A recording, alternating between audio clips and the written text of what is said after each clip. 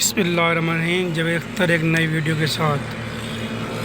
قائد اعظم نہایت نفیس اور شائستہ انسان تھے۔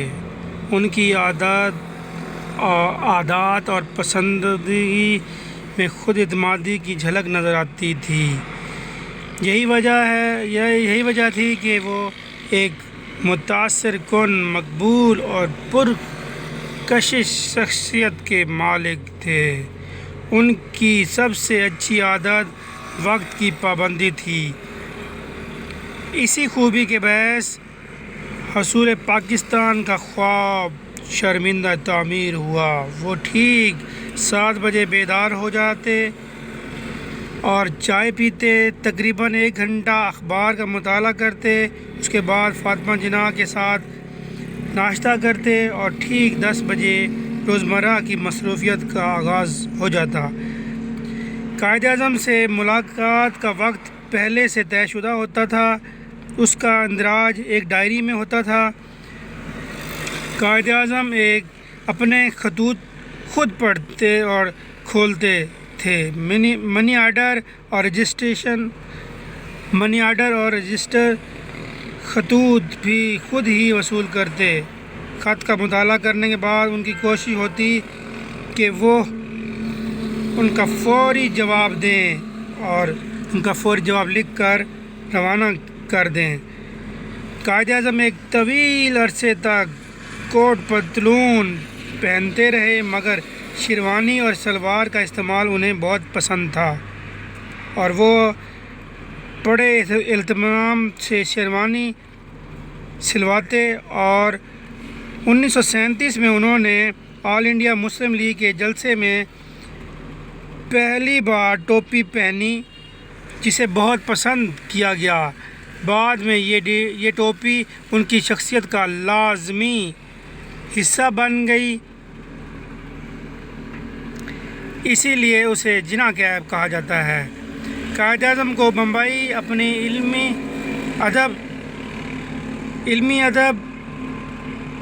ادبی، سماجی اور سیاسی سرگرمیوں کی وجہ سے بے حد پسند تھا۔ قائد اعظم کا پسندیدہ کھیل کرکٹ تھا۔ زمانہ طالب علمی میں وہ اکثر شام کے اوقات میں اسکول کے ایک دوست کریم قاسم کے ساتھ گھوڑ سواری کے لیے جاتے تھے۔ قائد اعظم کو بلیئرڈ کا بھی شوق تھا۔ اس کے علاوہ قائد اعظم گولف بھی کھیلتے تھے۔ قائد اعظم کی ذاتی اشیاء کے حوالے سے ایوان نوادرات قائد میں گولف کھیلنے کا سامان محفوظ ہے۔ قائد اعظم کی زندگی کے جائزے سے پتہ چلتا ہے کہ انہیں سیاہ اور سفید رنگ زیادہ پسند تھا۔ قرآن پاک اور سیرت النبی کے علاوہ مشاعر عالم کی سوغات عمریوں سے انہیں خاصی دلچسپی تھی۔ قائد اعظم کم عمر، قائد کم مگر اہتمام کے ساتھ کھاتے تھے۔ انہیں سادہ غذا پسند تھی۔ ابلی ہوئی سبزیاں اور دالیں بہت پسند تھیں۔ کبھی پلاؤ بھی شوق سے کھاتے تھے۔ اخبار ڈان، پاکستان ٹائم پڑھتے تھے۔ پسندیدہ مشروب میں قائد کا مشروب چائے اور کافی تھا، لیکن ان کے استعمال میں وہ توازن اور اعتدال کا بہت خیال کرتے تھے۔ قائد اعظم کو اسلامی فن تعمیر سے دلچسپی تھی، اس لیے گنبدوں اور میناروں والی عمارتیں انہیں بہت پسند تھیں۔ خاص طور پر وہ میناروں کو بلندی اور عظمت اور ہمت کا پیغام سمجھتے تھے۔ قائد اعظم کا پسندیدہ جانور گھوڑا تھا۔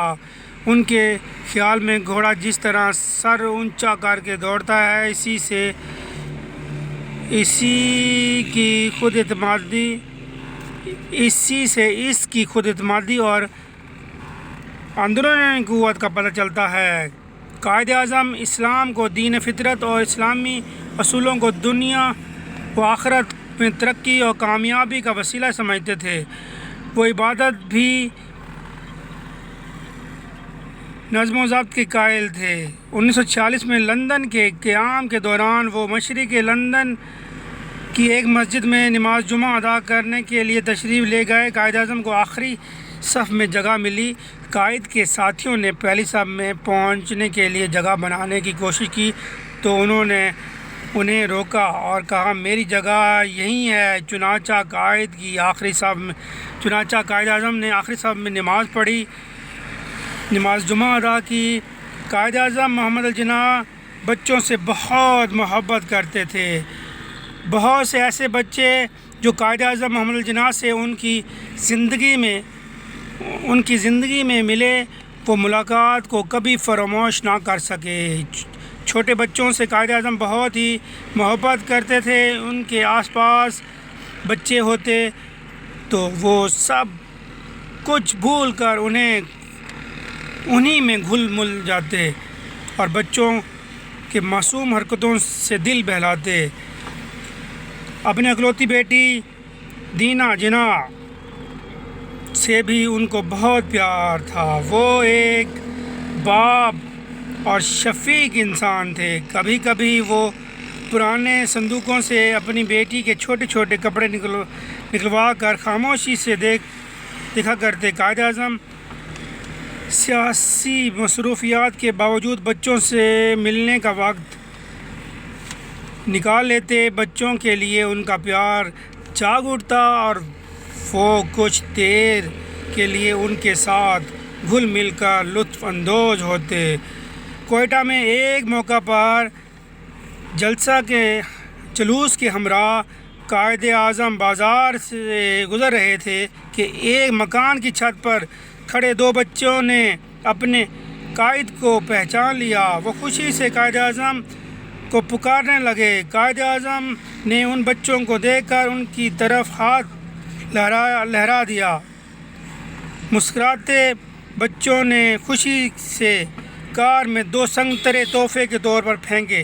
قائد اعظم نے انہیں اٹھایا اور شکریہ کے طور پر دور تک اپنا ہاتھ بچوں کو دیکھ کر لہراتے رہے۔ انہوں نے راستے میں بچوں کا تحفہ اپنے ہاتھ میں اٹھائے رکھا۔ قائد اعظم نے سارے راستہ وہ 2 سنگترے اٹھائے رکھے اور مسکراتے رہے۔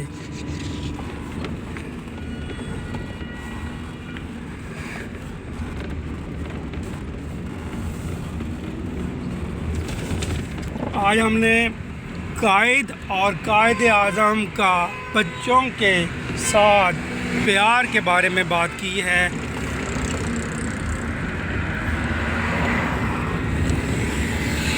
آخر میں آپ سے ریکویسٹ ہے کہ آپ ہماری ویڈیو کو لائک، سبسکرائب اینڈ اچھے سے کامنٹس دیں۔